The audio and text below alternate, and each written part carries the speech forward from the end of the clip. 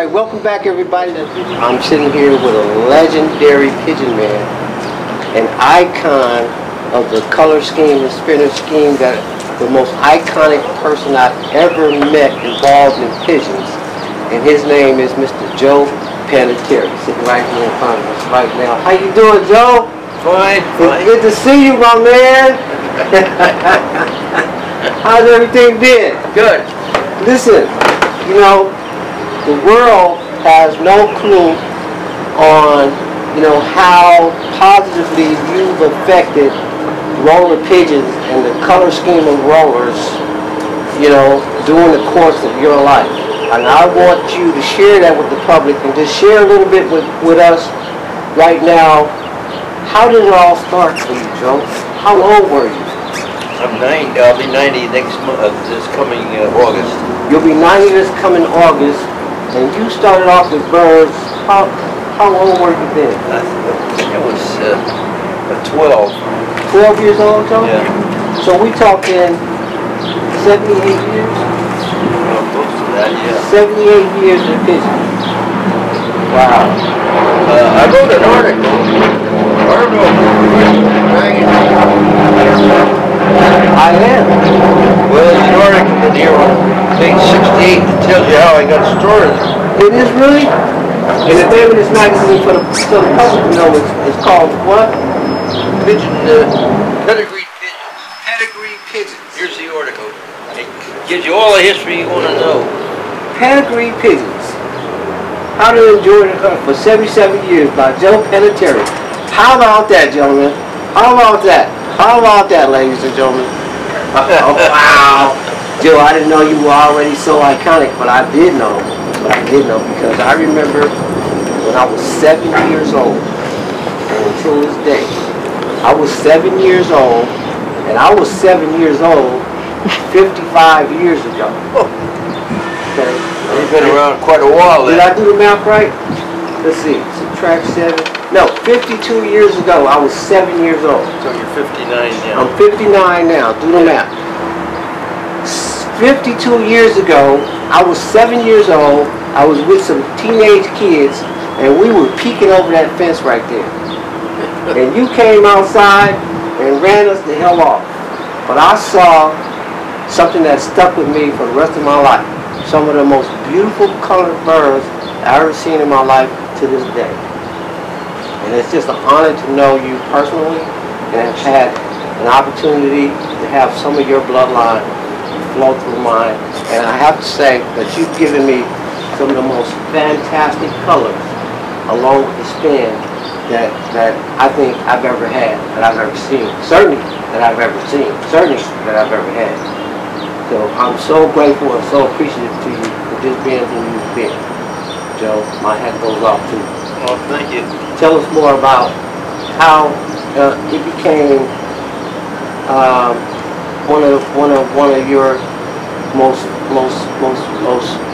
famous habits. How did it become so dear to you that you saw yourself after all these years involved in such a beautiful bird? Well, it's just a funny story. It's all in that magazine.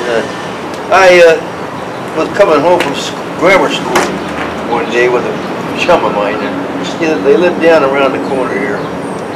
And his brother came home from work. It was later in the afternoon. He went in the backyard and let these pigeons out of the cage in the back. And they went up and started flying, and they started rolling, and I couldn't believe what I was seeing. Just amazing. The deep spinners that fella had. Talk about spinning today. They had nothing on what this fella had. Deep spinners. Oh yeah. Oh yeah. And beautiful. Yeah. Yeah. They apparently came. I think he got his bloodlines came down from Portland, Oregon. From Portland, Oregon. Yeah. Birds that he had. That's where they came from. And Joe, you were 12. I was 12. Yeah. And that was 19 what? About 36, I guess. About 1936.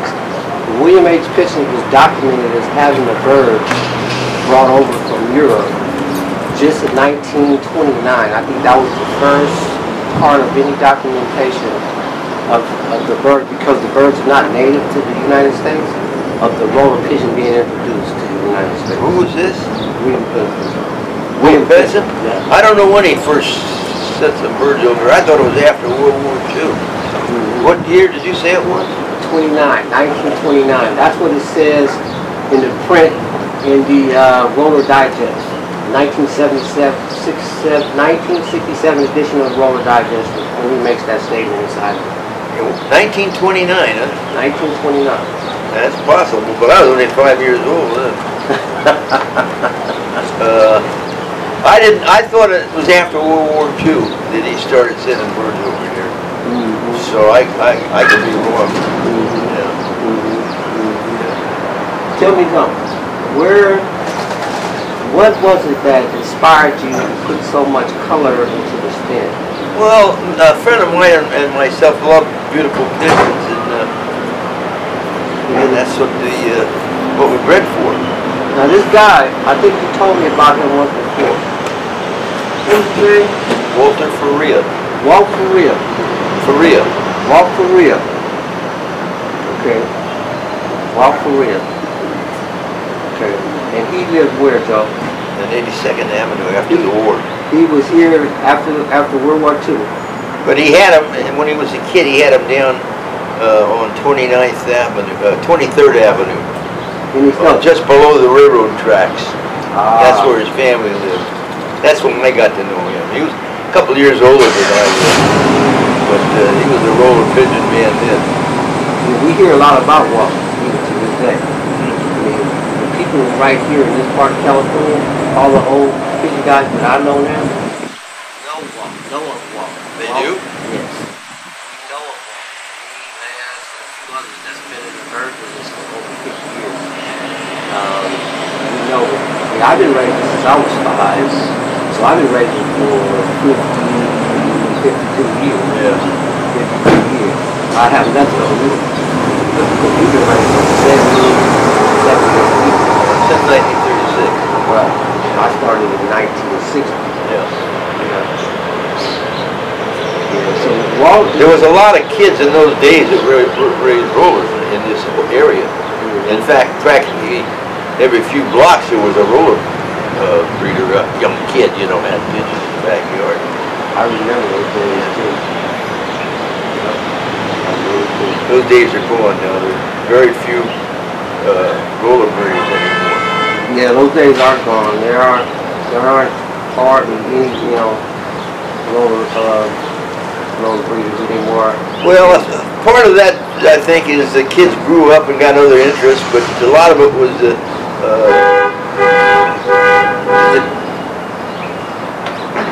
way things are today. You can't have any animals or pigeons or anything in your backyard anymore. They put ordinances against it. They sure did. They sure did. I think some of those ordinances came out in the late 60s and early 70s. Yeah. Well, that's all throughout the United States. People, for some reason, just don't like pigeons. And they don't know anything about them to start with, but they just don't like them. Isn't that usually the case? When you don't know something about something, you have a tendency to want to discredit it or whatever? Well, there are all kinds of people in the world. Some people can't stand to see somebody else get pleasure out of something. We know about that, huh, Dutch? Yeah. Yeah. It's funny, but that's the way human nature is. Yeah. But pigeon's been a great hobby for me, and allowed me to meet many people, make many friends, and travel the country to the various pigeon shows. You know, there are shows all over the United States, not just rollers, but all breeds of pigeons.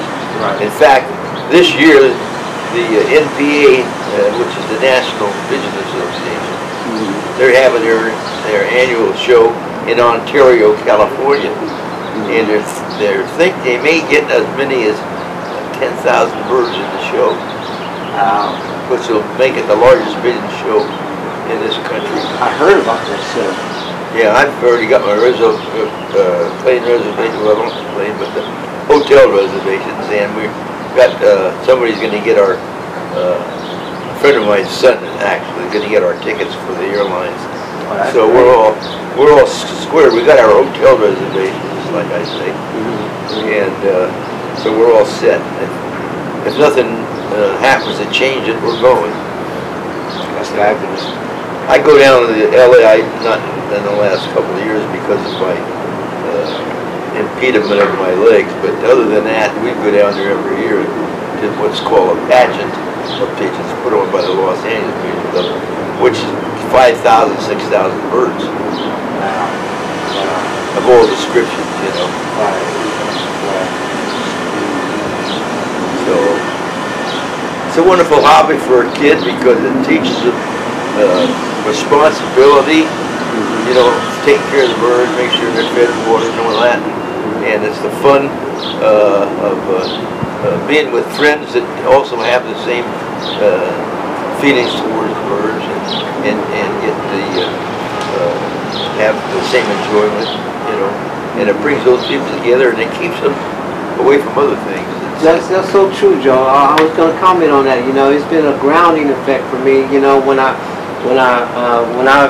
you know, during my young youthful years, my teenage years, when I kind of wild out like most teenagers do, you know, I kind of lost focus on what was important and, you know, different things about life that I need to respect. And as I got older, and I got my birds back, and I settled back down, and they've been a real instrument to me, you know, for that stability. Yeah. And, you know what I mean? It's phenomenal what, you know, what they've done. Well, you grew Not up. just my life, but I've heard similar stories. You grew up, became responsible, and your love for the birds made a big difference in your life, undoubtedly. So I think it's a great hobby. You know, and I have to comment on too what you said about influencing young kids with the birds, because you did that. I remember being a young kid, and we purchased birds, and the young kids that lived over at Maxwell Park. Well, during this time, you were one of the major pigeon men that had decent birds and beautiful birds, and you could sell those young cats' birds for $3 and $4. And these were like birds that were out of this world, right? But I was a teenager. I was like 18, 19 then, but you wouldn't give me that action. I did what? You wouldn't give me that action. I guess I was too old. But for the children, for the young cats, you would give them. And I said, where you get this bird at? Where you get this bird at? And it would spin like hell. So I said, wow. Who is this? And they say, this Joe, this come from Joe, I'm going over Joe's house, And I come over your house to buy some birds, but because I was 19, I was, you know, an older cat.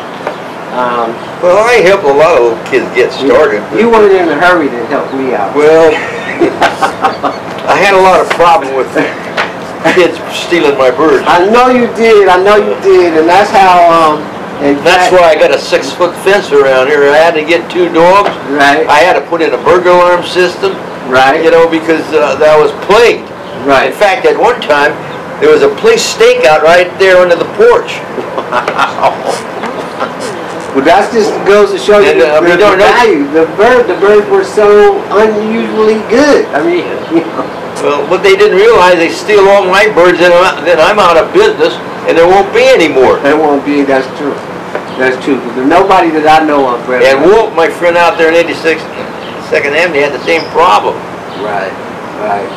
In fact, one kid stole all his female pigeons, all his hens, and we found them down by Lake Merritt.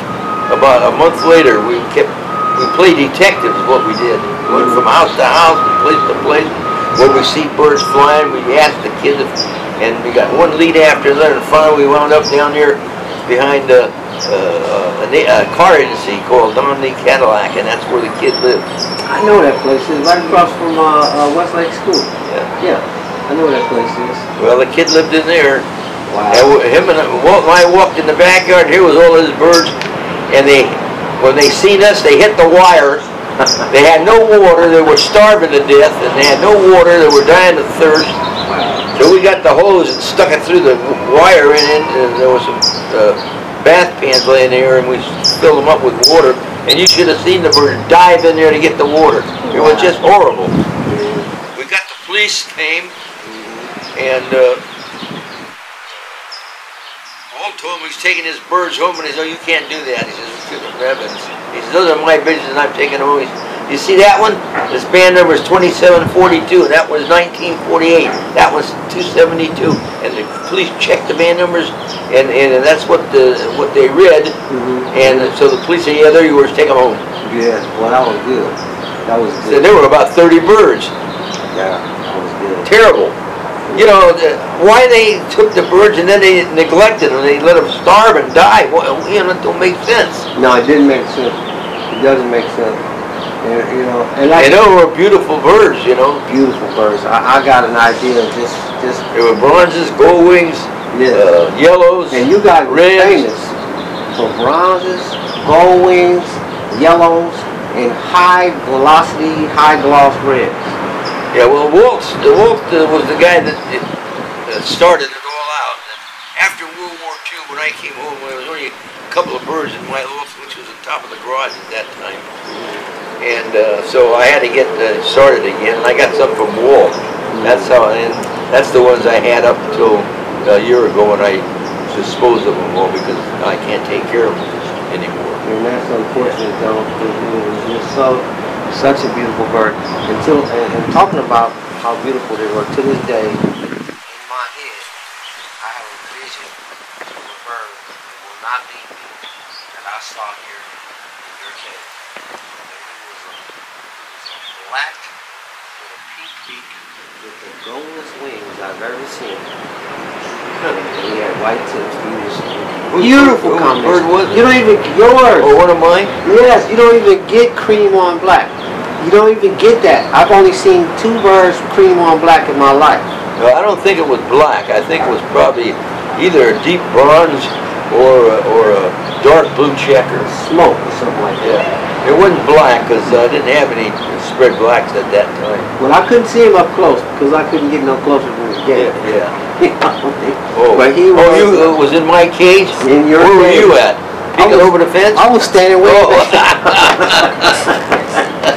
Standing way back over there, and I was like, "God, look at that bird!"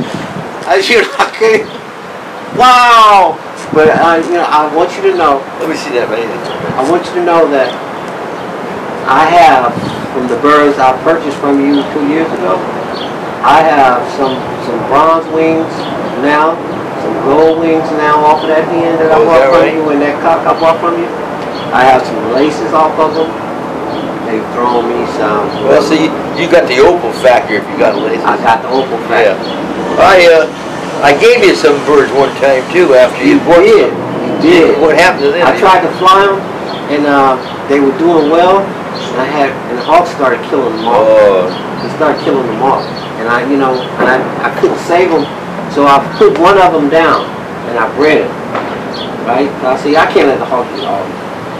And the ones I purchased, I made sure I bred all of them. So now, you know, one thing that the hawk has taught me: don't fly nothing you can't replace. That's right. I want you guys to know that on camera. If you want to breed the bird, lock it up. Right. Don't fly it. Don't fly nothing you cannot replace, because you will be heartbroken. And that's really the truth. Yeah, that's the one the hawk will pick out. Undoubtedly. He'll grab the one that you want to breed. Yep. Another thing I found out too, Joe, is if you see a bird coming in his pen and he's doing so wonderfully well, don't pay attention to him. Oh, what? Don't pay attention to him, because the hawk will see you paying attention to him and he'll pay attention to the bird too. And before that bird, you know, I'll put this on everything I know. If you point at, "Oh man, I can't wait to get that bird in, I'm going to breed that, and he's doing good," that bird never get home. That'll be the one. Anytime you covet a bird, that's the one the hawk will grab. I'm telling you. And it's just remarkable, but that's the way it is. That's the way it is. And I'm glad I didn't just say it. I'm glad hearing it from you too, because I truly know that story. Yeah. I'm glad you Well, I know that from all the years of experience that I had flying birds. Yeah. But do you remember a time when we didn't have a hawk problem? Well, remember back in the 60s? Yes, because of the DDT that the farmers were using on their fields, and also DDT was used all over, and it caused the eggs to be soft shell and they would break, and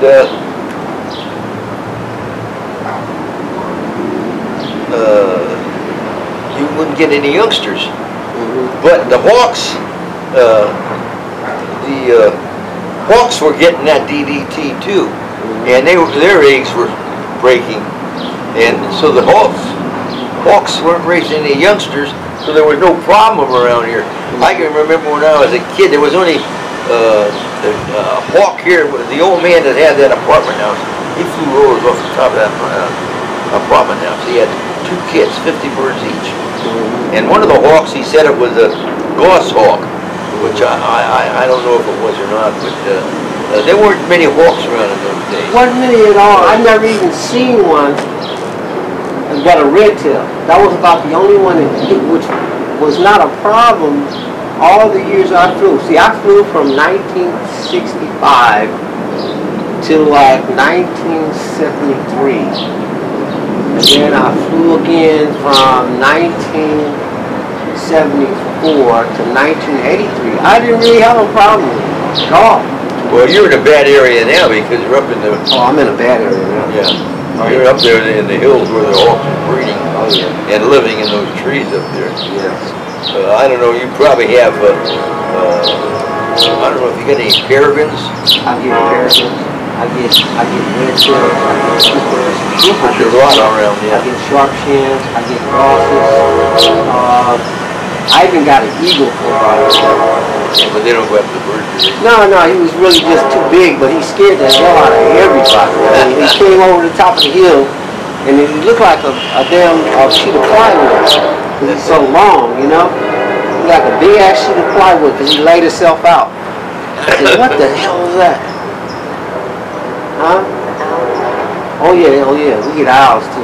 Yeah, we got owls. Yeah, but they're nocturnal. They nocturnal. I don't know, they don't really do anything. Oh yeah. We got. Well, you know, in the hills we got a lot of natively wild creatures. Those bobcats, you know, possums. Well, you got everybody got raccoons, badgers, and moles and whatnot. And in fact, I had one living in the garage here. A badger? No, not a badger, but a raccoon. Mole? What's it? Long thing? Possum. Yeah. Set up housekeeping in here. Yeah. I had to catch them and take them out and get rid of them. You know, they'll eat the birds too. Yeah. Well, I don't know if it was after the birds or not, but I didn't want them in my garage. No, I you know, like you said, up there we get them too. I had a pair of them, but they don't really do a lot as long as I keep my cages closed up. If they find a way in, they will. But the raccoon will actually try and break in the cage. Yeah, Coon will do that. You know, he actually just worked on the wire. They're strong. They can get in practically anywhere. I had them go in my cage, you know, not long ago.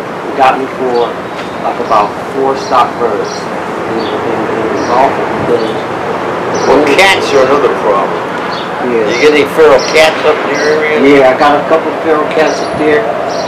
But knowing that, I keep everything closed up, including my trap doors and everything. Yeah. So it kind of like, you know, then I have my dog in the yard, so they don't really frequent the yard so much or in the areas around the cage, and that kind of keeps me safe. So I don't so much worry about this. I come home from school one day, I had a loft over there against the fence. There was an old chicken coop. And I had, I think, 4 babies on the floor, 4 or 5. And I come home and I went to check them and I couldn't find them anywhere. And up above against the wall was an apple crate that they were breeding in. Their nest was in there. And the god-darn cat got up in there and was waiting for the adult pigeons. He'd eaten the god-darn squabs. 4 or 5 squabs, I forget how many they were. And and he was up there waiting for the adult pigeon to come in, the sucker. That's bad. So cats will do it. Oh yeah, I've had the problem with them when I didn't have a dog. I've had the problem with them before.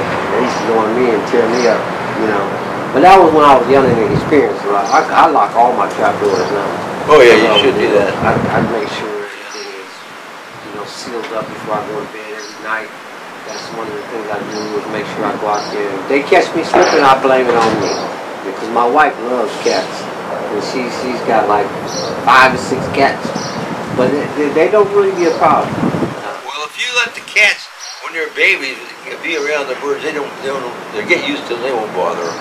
If they're hungry or something, they might go after them, but you can feed them every day. There's no problem with hunger. Normally, that's what she does. So generally, her cats, they don't want to focus on the birds like the feral. There is one feral. He runs around a lot in the wild with him. What is he? Feral cat. Feral cat. Oh, feral. Yeah. But the other ones, they just lay around like, you know, so what? Yeah. You know. Yeah, why go through all that work when they're getting fed? Yeah. But I have birds too. Oh, you do? I do. What kind do you have? I have little white doves. Well, they're nice. Yes, she does. I had my cousin give me a white dove, and he said he found it under his house, his new house, on the front porch. He gave it to me because he knew I love birds. So we took it and nurtured it back. And so I was curious because I have a dove in each service, right? Weddings and funerals and ceremonies and stuff like that. Oh, you do? Yeah. So I was curious if I could home it and if it had a range that it flied, that it would home back to me. Yeah. So I trained it, but it kept going into the adult cage, and so it came back though. But but how far did you take it? I didn't take it. I didn't take it very far because what ended up happening was when it kept going into the adult cage and the adult birds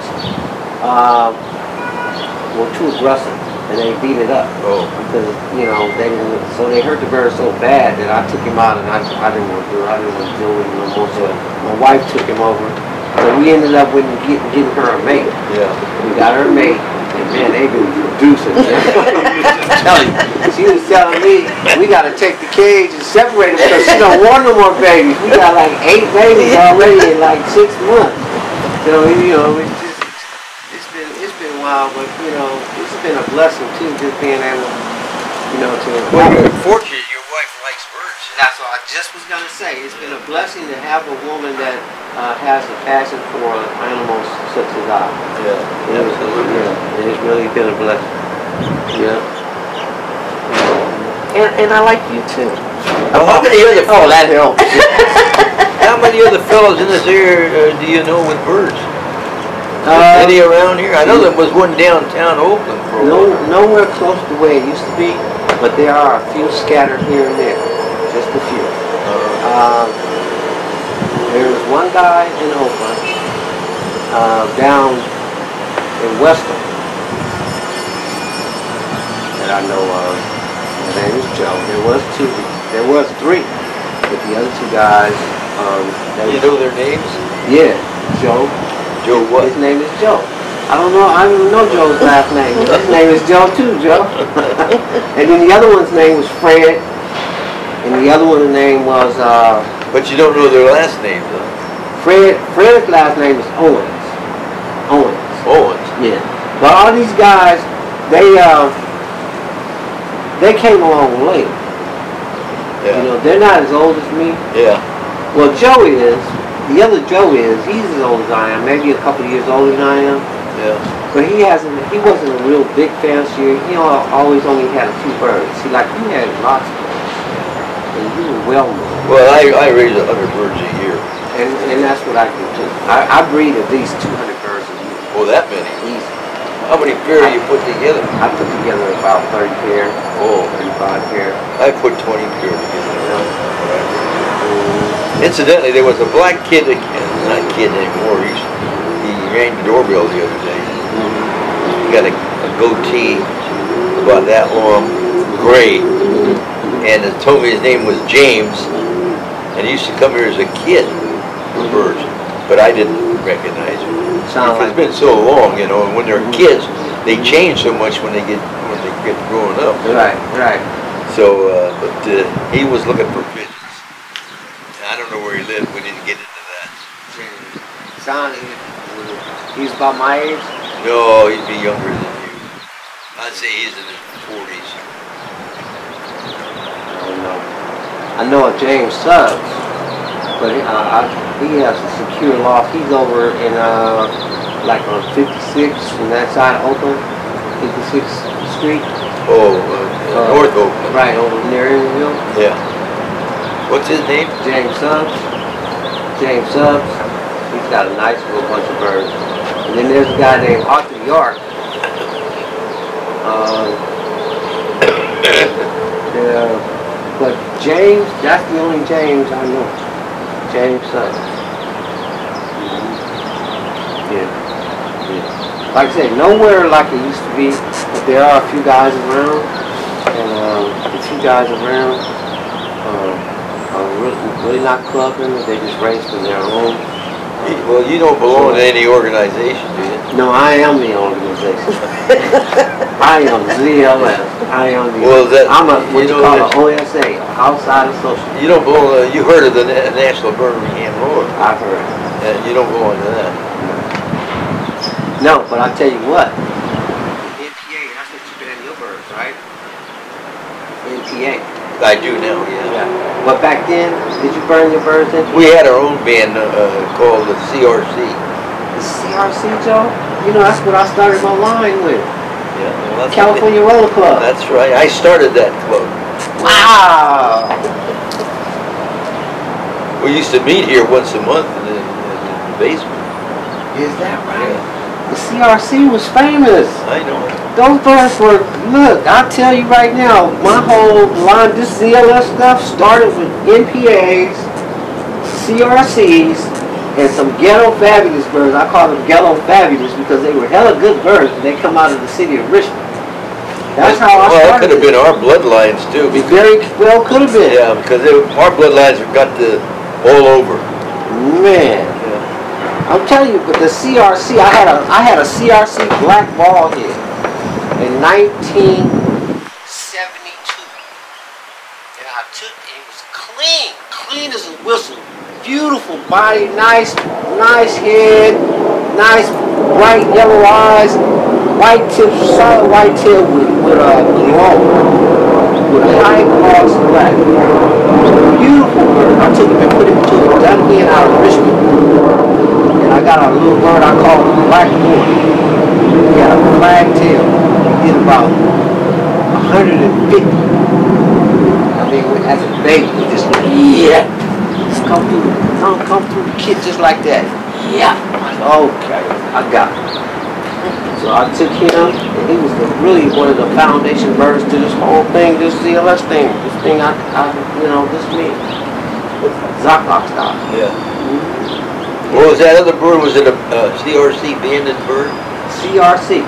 That black ball head was a CRC. It surely was. Yeah. And I say that on the video, on my original video, because, well, it was our bloodlines. It was a CRC. It was Walter or mine. Oh, was it? Yeah. And I mean, beautiful spin, nice tight ball. Donut, just, nothing sloppy about it. He tear it off all the time, never hit the ground.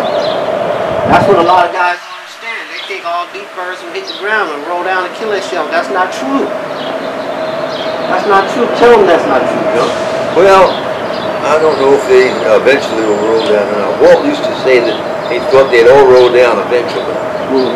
Deep spinners, they'd all eventually hit the ground. But I have no proof of that. You have some that never hit the ground, right? Oh, yeah. And I do too. I usually get 1 or 2 roll downs a year. Right. But some guys, in order to get great roll and deep roll would breed roll downs to roll downs. I never did anything like that because you get them too close, you're going to get all roll downs and they'll all kill themselves. Right. That's stupid. Right. I don't do that either. Yeah. I don't do that either. But with the hawks around, the thing you want to work on is birds with control. In other words, they can roll 50 or 100 feet and pull out of it nicely. And when, if they're closer to the ground, they don't roll so deep. Now we have... Exactly. They come down low and they reduce the spin depth. Well, they don't go the distance. Right. Yeah, they reduce the distance. Right. All right, Joe. Tell me something, Joe. Do what? What do you want me to do? Tell us about your relationship. The world is waiting to hear this. What is your relationship with William Pinson, Chandler Grover, Walter Reed? Let's talk about them. Tell me about them. Well, as far as Bill Pinson's concerned, I met him down in Los Angeles at the Los Angeles Pigeon Club's shows, and my friend. What year was that? Oh, I don't remember what year it was. It was 40s, 50s. Yeah, probably in the 50s. My friend Ralph Hilton was a great admirer of Bill Pinson, and in fact, he was instrumental in starting the National Birmingham Roller Club in honor of Bill Pinson. Now I'm talking about Ralph Hilton now. Yeah. There's a photograph in there of Ralph Hilton and his wife in that album.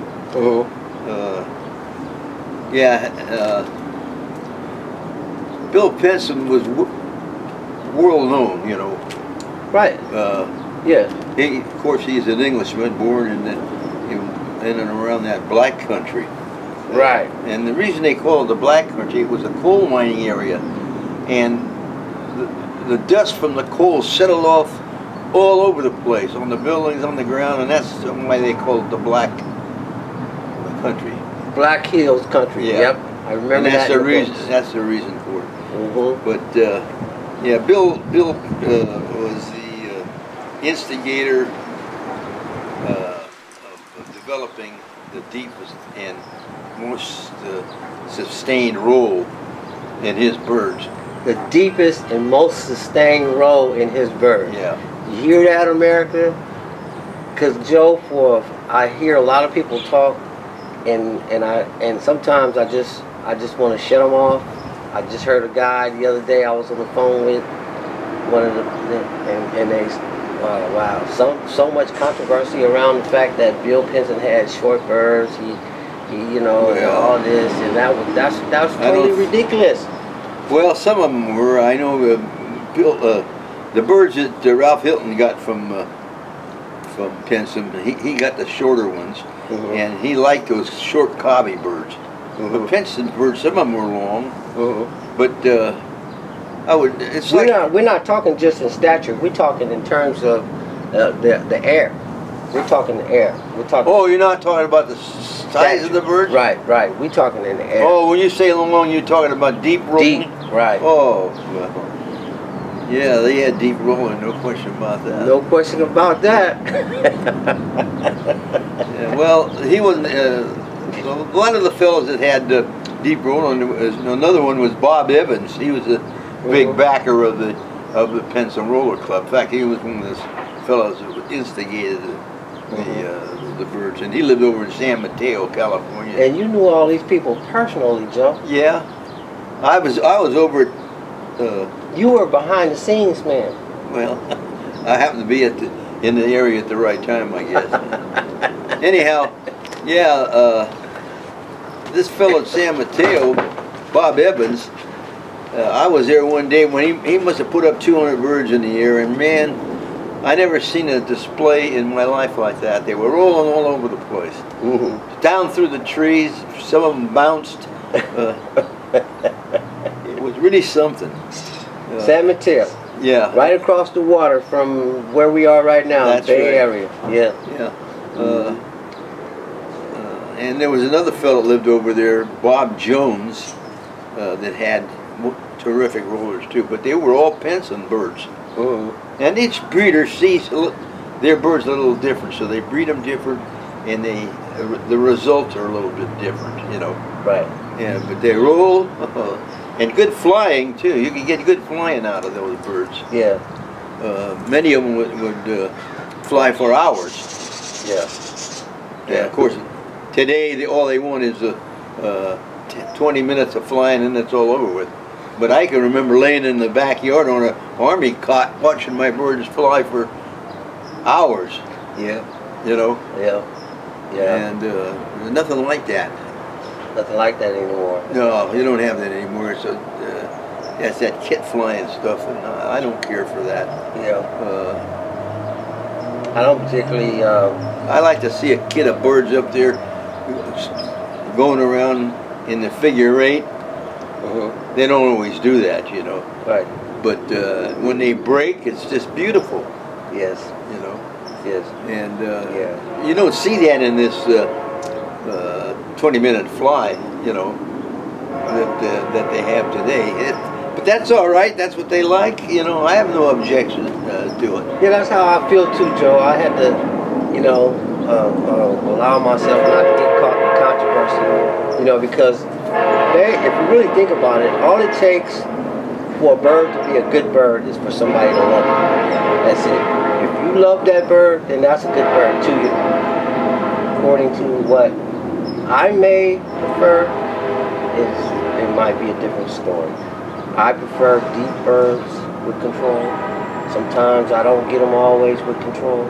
Sometimes I do. When I do get those, like the one I had yesterday, I just sat down. He give me about 250 feet and break out. Is that right? And he is phenomenal. And what? Well, that's one hell of a roller to do that. Yeah, and what makes it so good is that. Is that my bloodlines? That is, yes. I would have to say, Joe, because when I developed my birds in 1970, I had no idea that you were the founder of the CRC. And the CRC is the exact bird that I developed my line off of.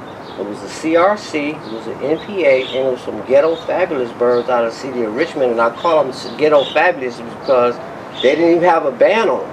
But they were just so good in the air that I pulled them and I bought them from a guy back in 1972.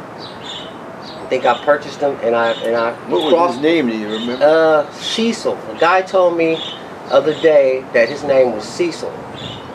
And I think it was Cecil, maybe Sylvester. Sylvester is a name that I recall. He lived out in Richmond, on the north side of Richmond. He was older guy. He was older cat than I was.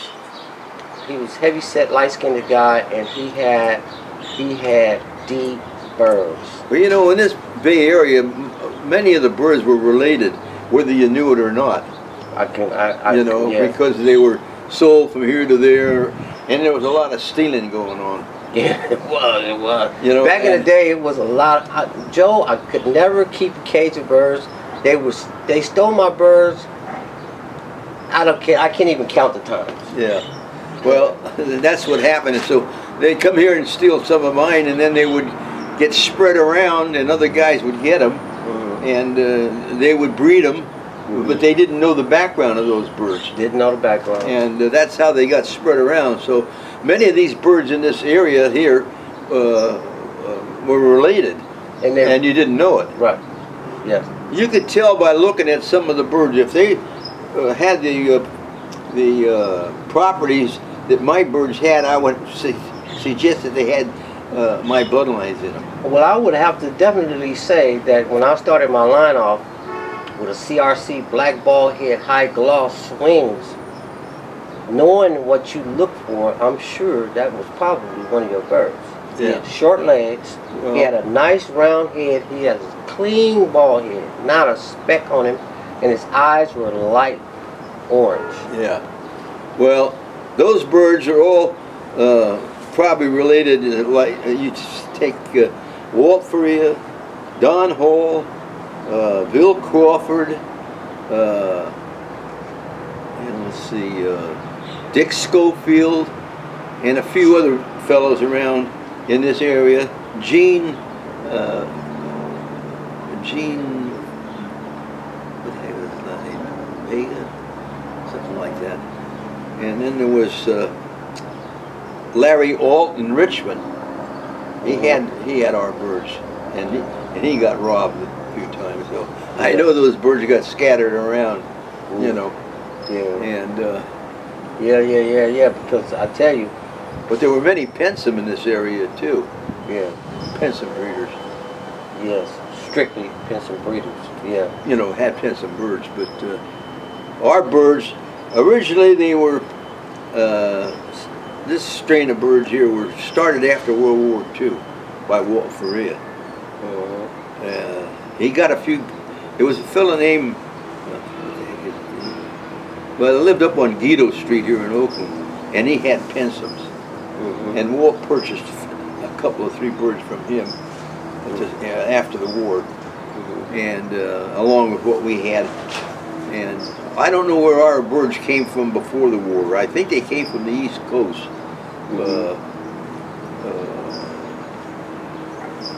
And some of them were terrific rollers. I tell you, the one I had, I'm telling you, magnificent roller. I mean, I raised, I bred, I crossed him through, you know, 1 or 2 birds, and I got one of the most phenomenal birds I ever seen in my life to this day. And I named him 63. That was his name.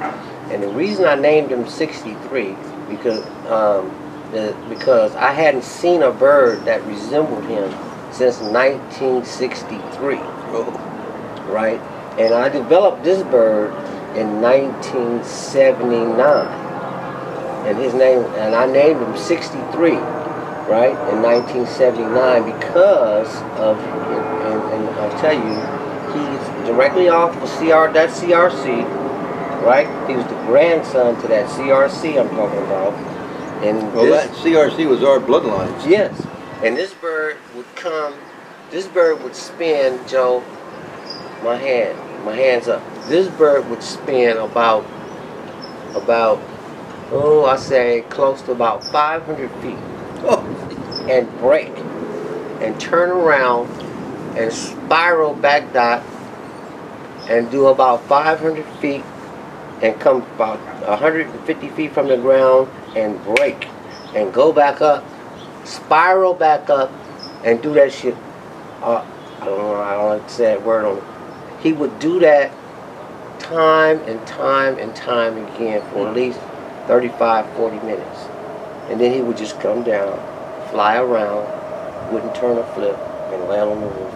Was he tight in his roll? Tight in his roll. Was he a donut roller or He was a donut roller. You could see the hole. You could see the hole. Yeah. He was perfectly aligned. You know, just perfectly aligned. Just wings to the side, just perfectly aligned. Just man, he was something else, man. He was the ultimate. To this day, I've never seen a bird outdo him. What happened to him? The hawk get him, maybe? No, the hawk didn't get him.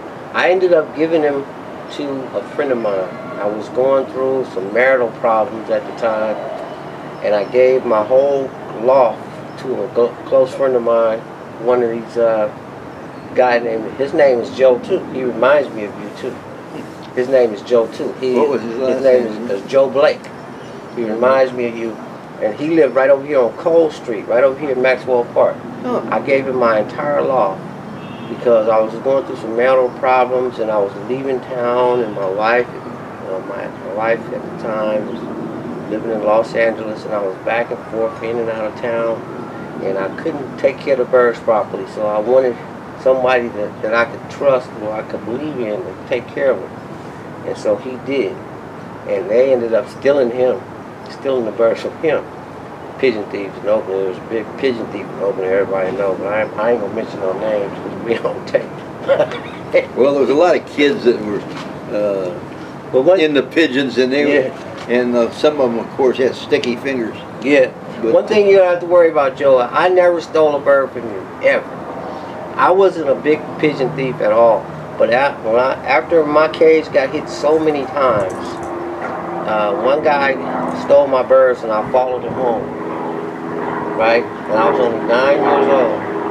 And I followed him home and he didn't know it. And I came back to his house and I got my birds. I got his birds. I got every bird that was in there. But, you know, that wasn't my thing. My thing was I love to breed birds. I love to see babies come up. And as I got older, I always wanted to develop and improve the spin, the roll, control. Well, see, the trouble with that, with the kids seeing the birds, they didn't know how devastating it was to the breeder, because he spent many hours, weeks, days, months, and years developing his birds, and then they're gone overnight. Yeah, that's right. And there's no way of replacing them. There's no way. There's no way. Unless you get fortunate enough to get some back somehow or other, you know. Man, I tell you. That was rare though, but I had my birds stolen a few times. I got them back one time. I caught the kids. But it's really something. You come home and the cages are all empty. Hey, I've seen it. I mean, it hurt. It broke my heart. It broke my heart. It happened to me so many times. Well, see, I lived in West Oakland at the time. I lived on 8th Street, 736 8th Street. I still remember my address. You remember where Housewives Market is? Well, yeah, is that on where Washington Market is? Yeah, yeah. That's where it is. Yeah. Yeah.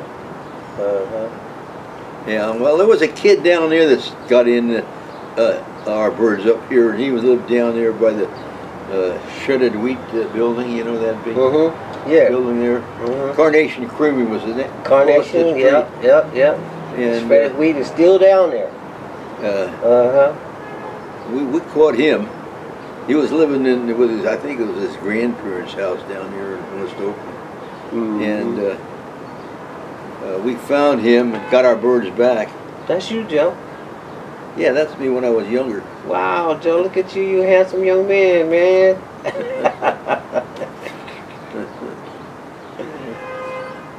Yeah. I got this.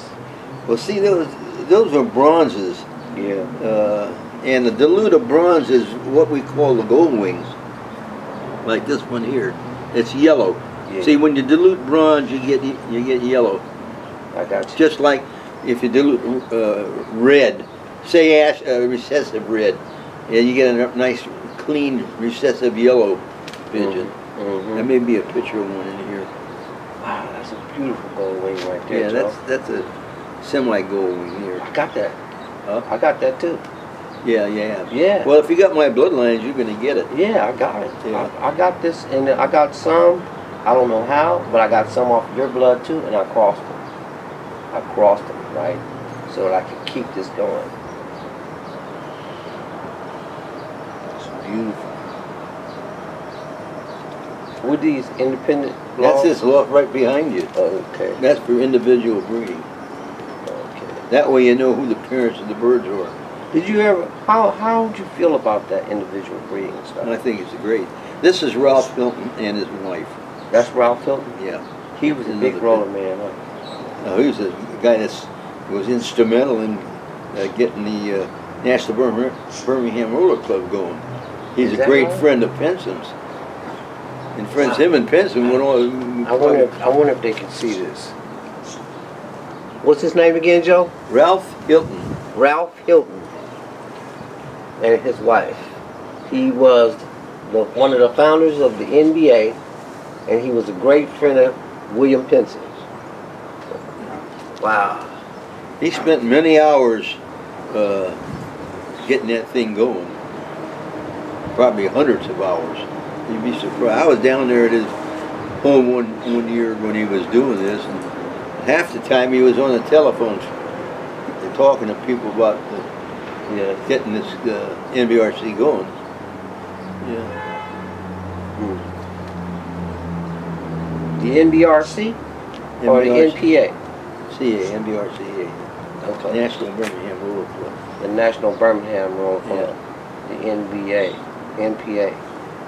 NBRC. Oh, the NBRC. National Birmingham Roller Club. Yeah. Okay. And his name again is? Ralph Hilton. Ralph Hilton. Okay. Well, look at you, Joe. You look like a celebrity right there, man. Here I'm judging with a cigar in my mouth. Who are you judging? They're probably the racers? That's a racer. Oh, that's American Show Racer, yeah. Oh, okay. And who's this?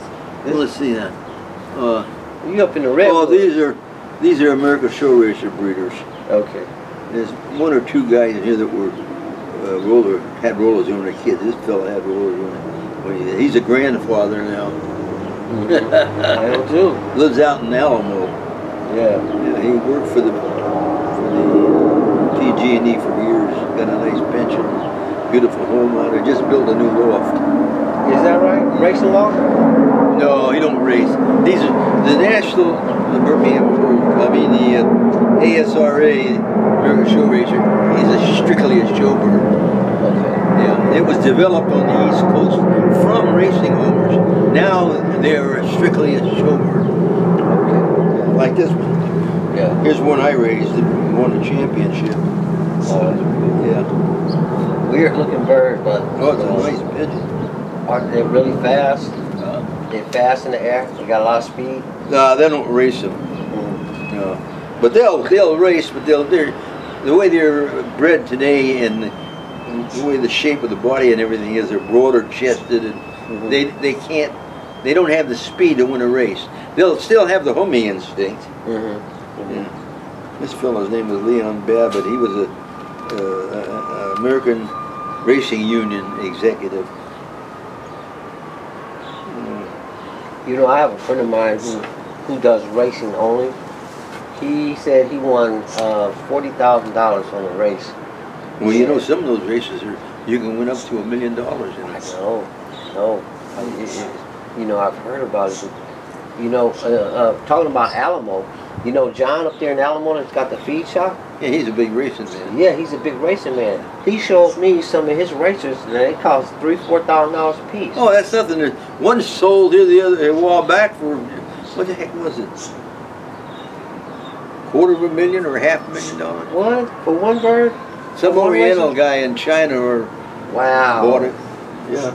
Wow. Oh, there's big money in that. God. That fellow there is Walt Faria. That's Walt Faria? Is a young guy. Well, he's probably in his 30s. Look, he was hecka young right there. And you say he was a few years older than you, Joe? Yeah, he's about 3 years older than I was. Is that you right there? That's me. And this is Dick Schofield. Now tell me something.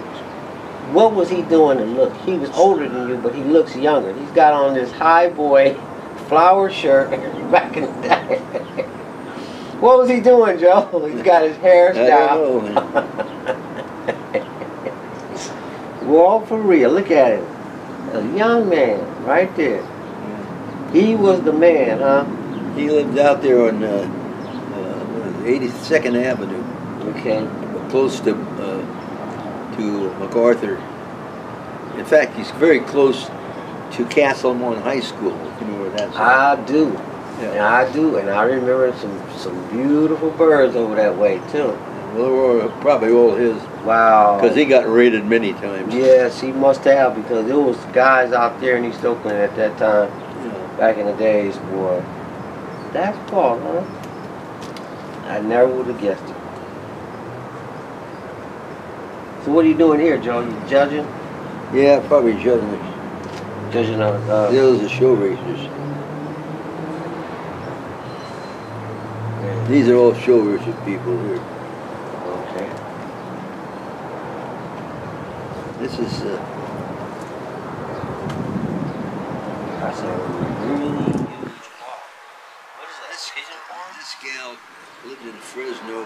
Her and her husband had a big racing home facility there. Is that what this is? Yeah, Mm-hmm. that's their loft. She's dead now.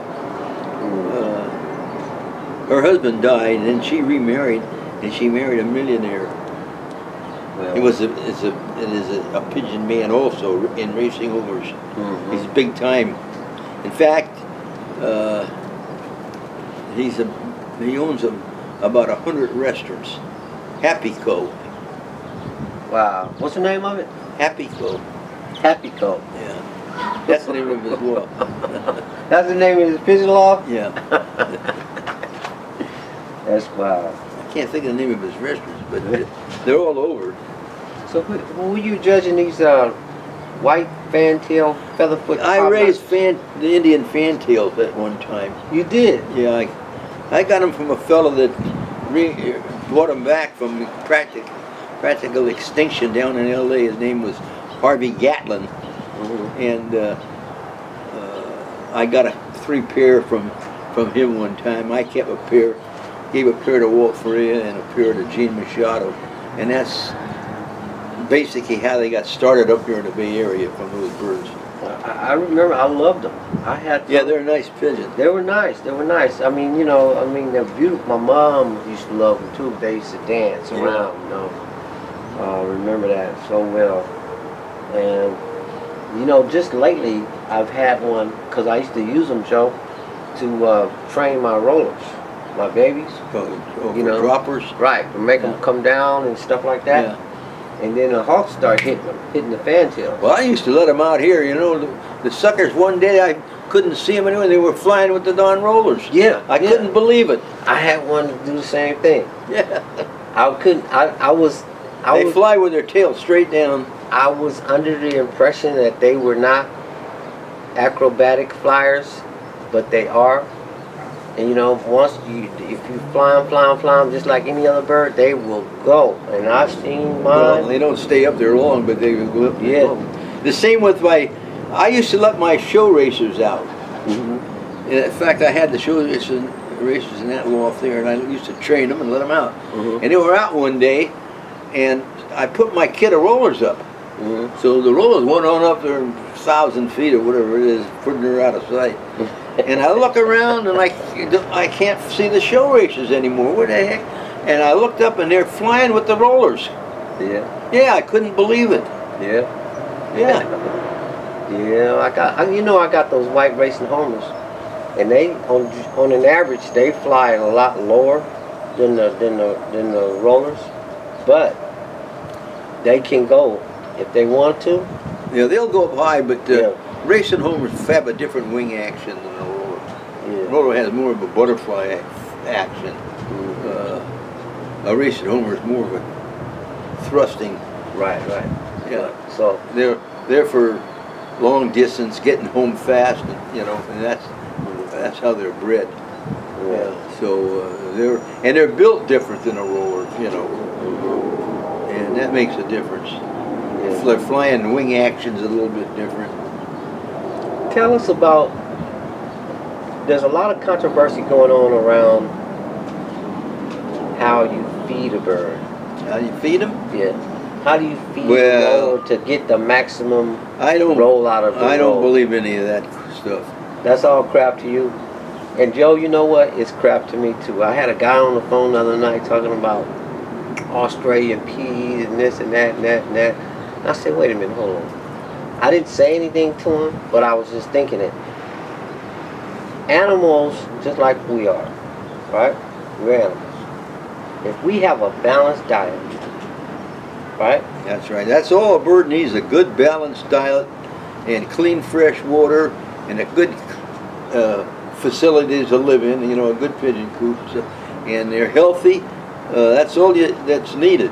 It's ready to go. They're ready to go. And the thing is when I fly my group, I don't fly them on a full belly. Well, that's another thing. I told you about the man that lived across the street and owned that apartment house. Yeah. He'd feed his birds before he put them up, and they'd fly all day and all night. That's right. That's what I get too. And that's one of the reasons why I don't fly them on a full belly is because, you know, I gotta work. I gotta do house. Well, you chores. fly late in the afternoon, don't you? No, I fly early in the morning. Oh. I fly before the sun hit the ground. Why? Because then I have less hawks. I have less falcons. Oh, I thought you told me you flew some in the afternoon. Well, then once they get wind of me and they come, you know, 2 days in a row, then I switch times. Oh, yeah. Some of this information I'm talking about right now is going to be in my book. You're going to also be in my book, Joe. Oh. I'm writing You're right. a book. I didn't know you were. Yes, I'm writing a book. So I didn't want to give it up, but it's too late. That's what I've noticed. What my experience is, if I feed them really good, which I don't mind, you know, they don't fly ever. If they go 2,000 feet, they're gone in 2-3 hours, and I gotta go. I gotta leave. I gotta take care of the wife, I gotta go see the grandkids, or I gotta go about a job or whatever, and they still going. I'm like, oh, I can't, you know. So when the day that I'm gonna fly them, I make sure that I feed them just a little bit. You don't fly them on a regular basis every other day, or? Yes, I do.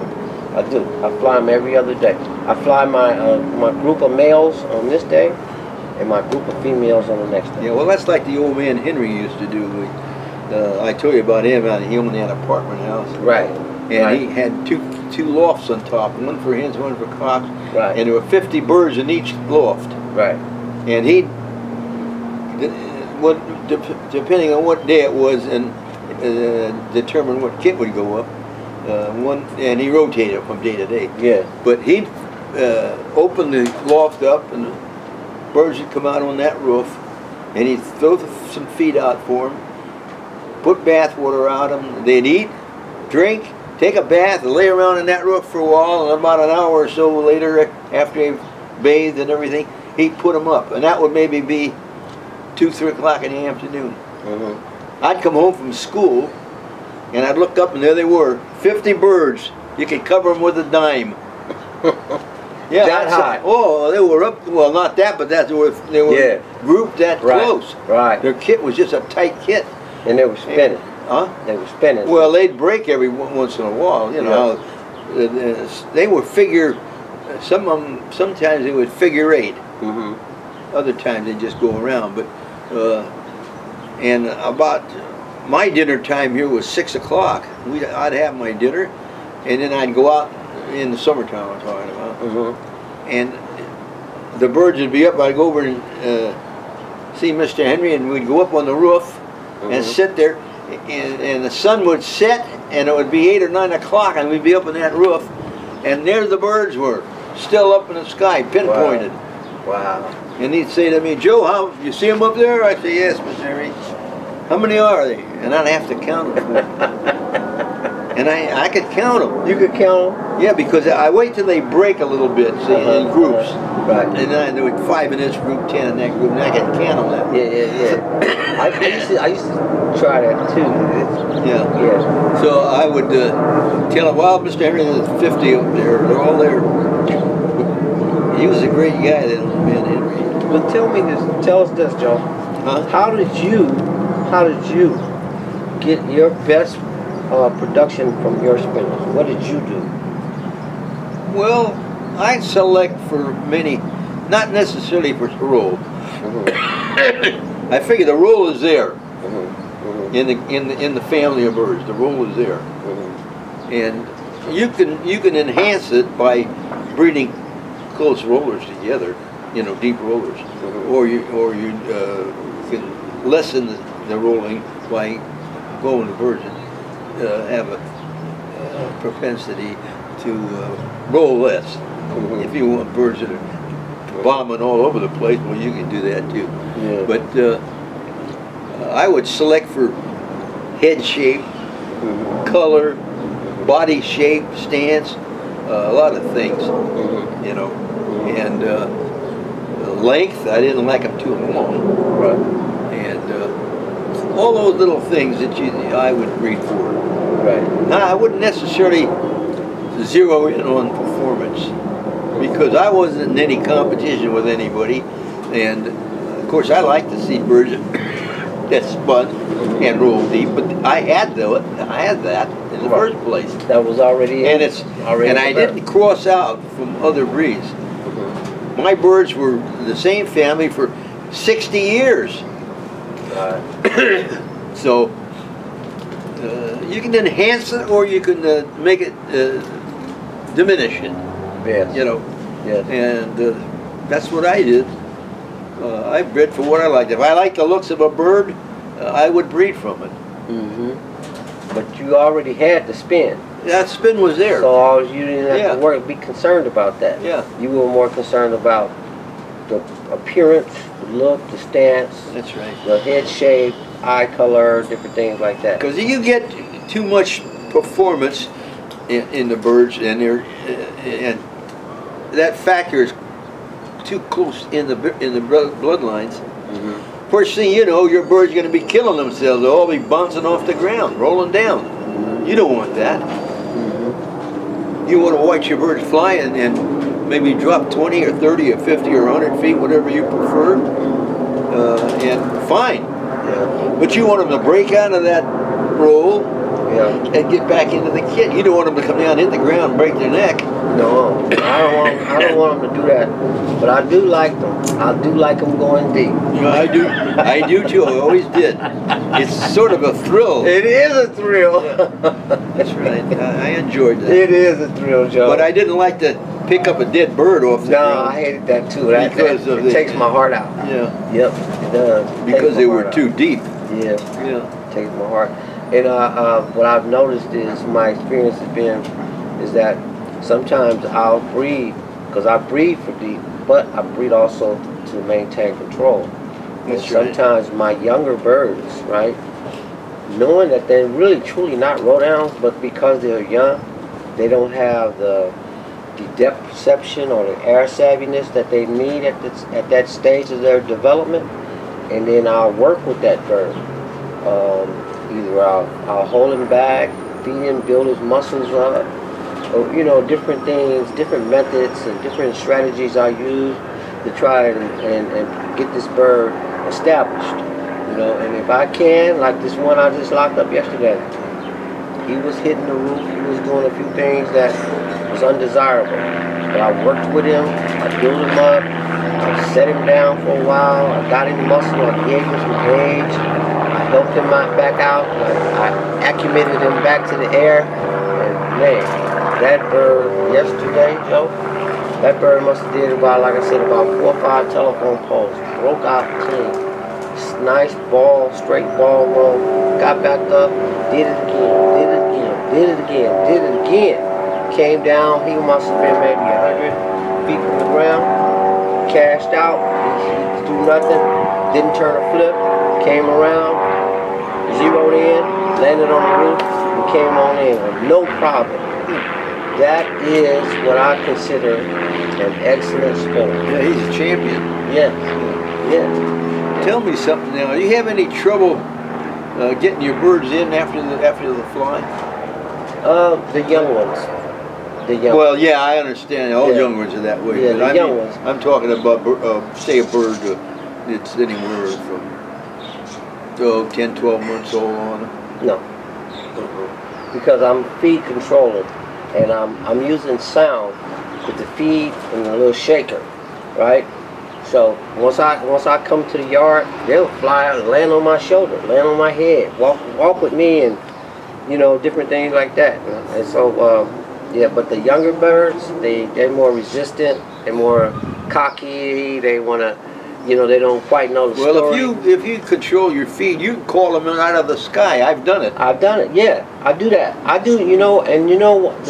One of the values to being able to do that, Joe, is when the hawk comes. Oh yeah, absolutely. You know, you want them. Okay, it's time for y'all to get down. Because if you don't, generally when a hawk hits the kit, though, the kit goes sky high. Well, you know, it'll pinpoint and scatter. 2 things happen because I got the falcon, the goshawk, sharp shin, red tail, and the cooper. I get all 5, right? So 2 things happen. When the falcon comes, the birds come down. The falcon is the worst. See, that sucker. Yeah. The birds will come down if they can get down because he'll try to get under them and raise them up, right? So they'll get down and they'll hit the trees. When the cooper comes and the sharp shin and the goshawk come, they'll go up. But if they come at the same time, it's a mess. I'm telling you.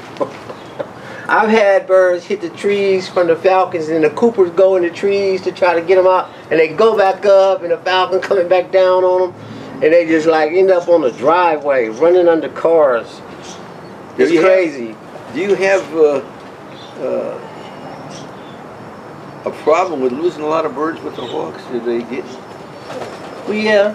What would you say your percentage is? Oh, they 10, get 15%. I raise about. I breed about 250 to 300 birds a year, and hawks get half of them. Well, why do you breed so darn many? Do you Because sell them or? I do sell them, but the hawks get half of them. Yeah. Well, you're in a bad area up there in the hills. The hawks get half of them, and so you know, so I just keep my champions. And once I turn a bird, once I max a bird out and make him a champion, and I get him to give me all he can, if he make it, I'll set him down. You stock him. I'll stock him. Yeah, that's. And I'll either breed from him, or either I'll sell him. And that's the only bird I will sell, or the only bird I will breed from. You know, all the rest of the birds is still struggling, ain't quite got it together yet. I just let them deal with it. I just put them up in the air and let them deal with it, because they gotta, you know, they gotta either do what they need to do, show me that they're gonna be a champion, or their days are numbered, because that hawk is eventually gonna get there. Well, you know? it don't pay to keep a bird that is not worthy. That's right. You know. Or breed from them. Yeah. You know. You don't breed from them kind of birds. And you can put two good birds together and get a bird that's undesirable. That's right. You know. Absolutely. Well, you know, you're dealing with I don't know how many genes that are involved, but probably 10,000 or more. Yeah. You know, I got a gene book at home. They talk about a couple of little ions and different things, and it's so technical that it's a lot of deciphering. Well, one of the best books, and I'd recommend it to anybody, is Joe Quinn's book on the Introduction to Genetics. Joe Quinn? Yeah. You got that book? I think I do. It's just a little paperback book. It's paperback. Yeah. I got it, but it's big time reading though. I mean, what? It's big reading. You gotta I read that book, I gotta have a dictionary right here. Well, he has a glossary in that book, explaining the meaning of those words. Right. You know. Right. So you can go to the back. Then I'm losing my page, so I just have my dictionary right here. Well. Yeah. But because that's important to me too, Joe. It's very, very helpful if you're breeding for color, for instance, or roll even. But I find it very interesting and I do too. Educational. I do too. I found it very interesting. I think it's out of print now. You know, another thing too that I really appreciated so much about, your focus has been and mine is so similar, because I love a beautiful bird. I love a beautiful color. But I also love all of that beautiful bird and color. I also have spin in it. Oh yeah, that's what the bird is, the roller. But it's like a woman. You can put her in a gunny sack and she's not very desirable, but you put her in a beautiful dress, makes a big difference, don't it? Yeah, it does. And don't let her have on some high heels, because that's going to put me over the top. Let me make sure that we still recording. Huh? Let me check and say. Oh, okay.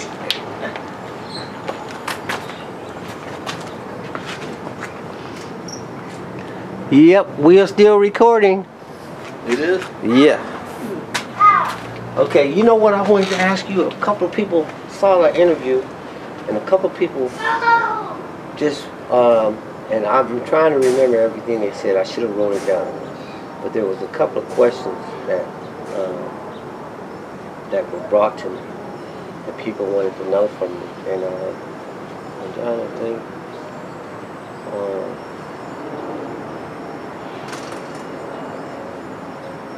One of them was, what is your opinion on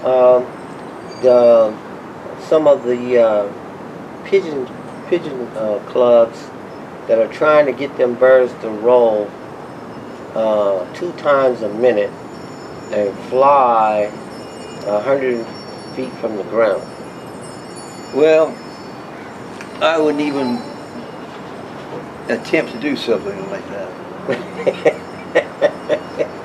It's kind of crazy, huh? Well, the roller fancy, the roller pigeon is a mysterious bird. You got all kinds of people have all kinds of theories on this and that and the other thing about the pigeons. There are hundreds of theories. Why they roll, what's the best way to feed them, and all that baloney. You know, I don't go for any of that stuff. Yeah, how did Pinson feel about that stuff? Well, I'm not too sure how he did. He had his method of feeding. He kept them a little on the hungry side. So, all the time? Yeah. All the time? Yeah. Not just when they were going to go up? No. That way, when they finished their fly, or even before, if you wanted to call them in, he could do it. He could control.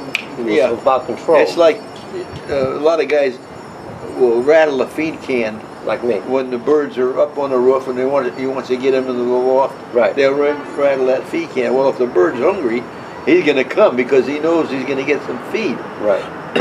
Well, that's the same idea. Right. Yeah, Pinson used that. He'd keep them on short feed. Not so they were starving by any stretch of the imagination, but right. Well, see, that's important to know because a lot of people have a tendency to think that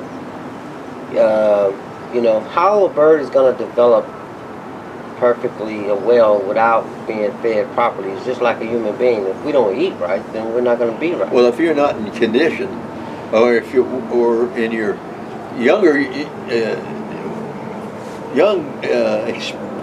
how am I going to say this? Well, let's say like when you're a child growing up, and if you don't feed the proper feed, that bird's not going to develop properly. He's not going to have good muscles or whatever. You know.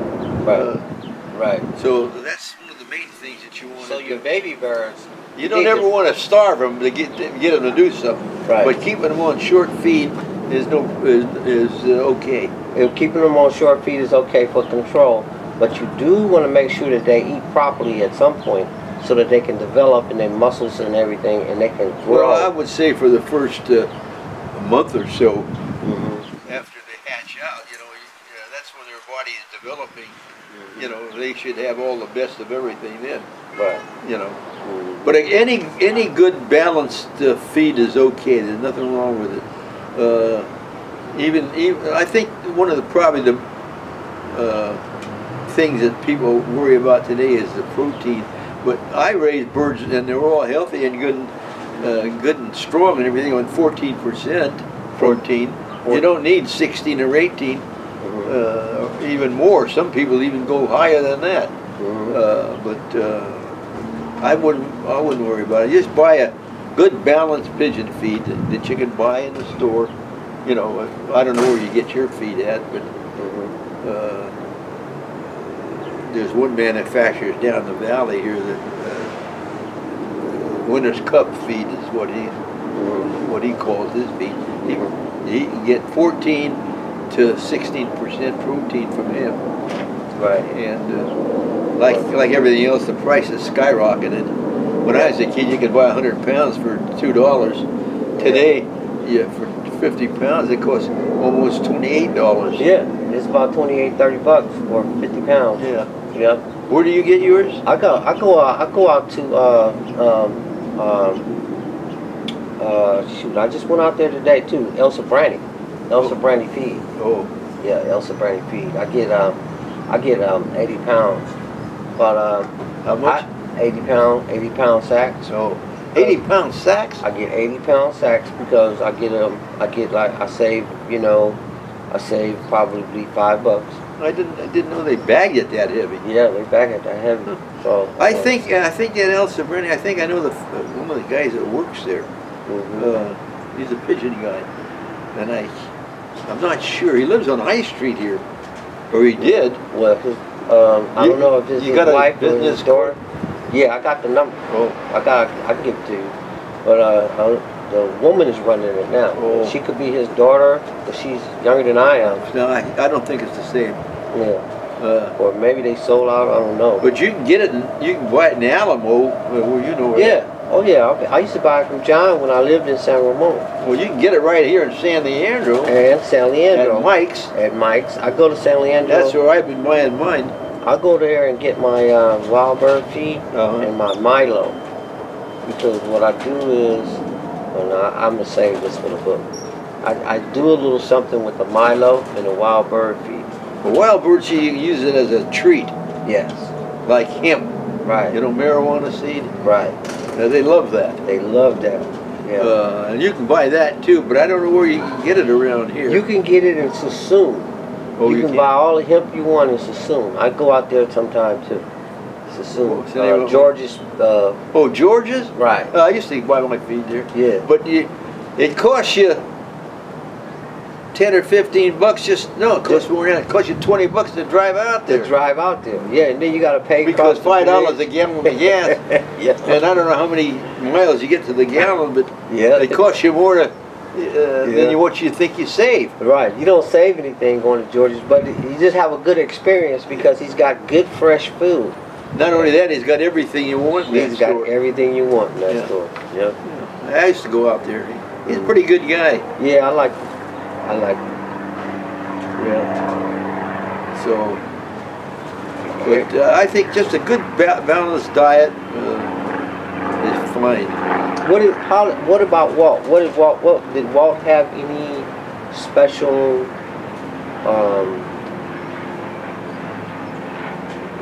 strategies for his birds when he was developing his spin, or any special feed, any special flying style? No, he never went in for any of that stuff. He was a color breeder mainly, and rolling. Right. He loved a good rolling and deep rolling. He loved deep roll and deep color. Yeah. All for real. I have a motion picture up in the house that I took on his birds rolling down. What? Joe, you gotta let me get that. I gotta put that out there with the public, man. Well, the bird was a block away, and I have a Bell and Hell turret lended, you know, 3 lens you can turn it, and I got full slow motion on that camera too. Fine. And so one day I was out there, and he told me the bird rolled down. I said, well, let's put it up and I'll get a picture of it. He had to. So I did, and it rolled a block away, and it was awful far, but I got it on the film coming down. Did you really? Yeah. I need to see that, Joe. Can we get that?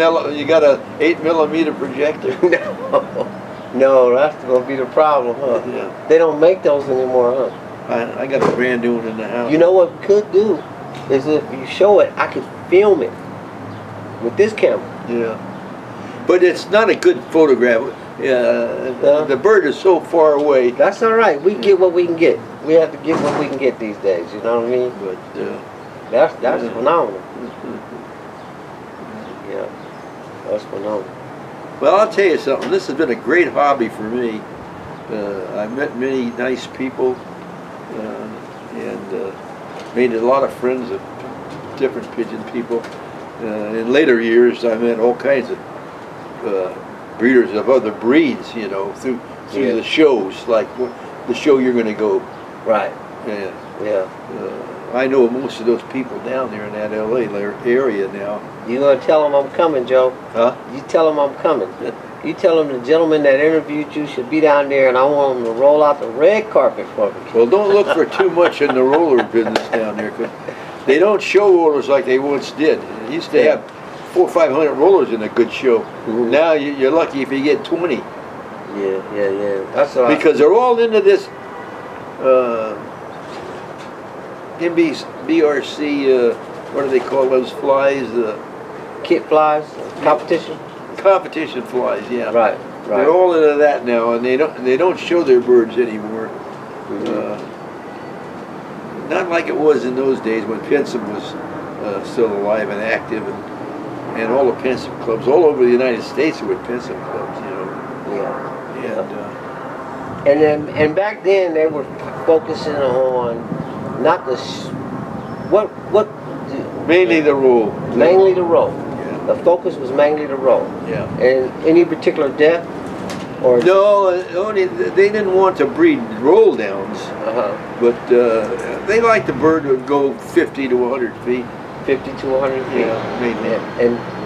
And what kind of speed? Are they looking for Oh, speed? they wanted good tight speed. Good tight speed. Yeah. Good donut roll. Yeah. How about this? Remember back, and I know you do. Remember back when the bird we used to call them when I was a kid. You was a young man. You used to call them tumblers. Well, tumblers. And they look. It seemed as though the bird would actually somersault, look like a saw blade when it was spinning. A tumbler didn't do anything like that. A tumbler would flip over 1, 2, 3 times, and that's it. Mm-hmm. You know, you take the West of England tumblers. That's what they did. Yeah, I remember the Western England tumblers, but for some reason when I was a kid, I guess the information got crossed. They used to say tumblers were birds that actually turn somersaults, and they spin really fast, and they look like a saw blade because their wings would be out like that. That's something else. I don't know what the hell that is. Did you see that? Do you ever see that style of spin? No. Going up? No. Oh man. There's other birds that roll, you know. There's the what the heck are they? They got more than 12 tail feathers. What the heck? I can't think of the name of them now. I'll think of it in a second. But they're great rollers too.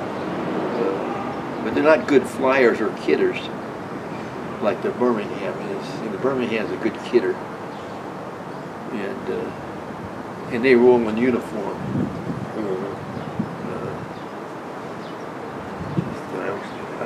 Well, you get to be my age. Start forgetting. Well, I'll tell you one I thing. can't remember a lot of stuff anymore. I remember reading in the book, and they talked about the Danish roller. Well, there's a lot of different birds from different countries. From different countries. Yeah, so the ones in Denmark, they call them Danish, yeah, but they're probably all, if you go back far enough, they're probably all from the same bird. Mm-hmm. You know, only as they branched out throughout the world, different areas call them different things, and they bred them in different directions. And like in England, there they bred them for the deep, high velocity spinning, and of course in that area because it was in Birmingham, England, they call them the Birmingham roller. And in Denmark they call them the Danish roller probably. But I think they all originated over in Europe in the Asian area, you know, Iraq and Iran, and you know, which was Persia at one time. Iraq was called Persia, and so a lot of exotic creatures. Yeah, and you know, and the sailors brought those birds back to these different countries in the early days. That's how they got distributed around the world. The sailors would, on board ship, would go to these different countries, and they'd go to town, and they seen these pigeons, and they liked them, and they'd bring some back with them. And that's how they got distributed around the world originally. Yeah. Of course, today there's pigeons being shipped every day. Throughout the world, you know. I send them. Well, I haven't sent any overseas, but I send them all over the United States. Do you? Yeah, because they see the videos, and I've had so many beautiful comments about you haven't seen birds like this. I've heard people tell me I mess my birds up with competition birds. I love the deep spin. I've also had people say they don't like them, you know. But that don't bother me. Well, that's right. I don't worry about that. Nobody likes everything. Yeah, nobody likes everything. But you know, all over. And Joe, these birds that I have are direct descendants of birds that you once had. I know that because I started off with a bird, a CRC. Yeah, well, that's where they are. He was the foundation of this particular bloodline that I've developed, that I call ZLS. Yeah. Yep.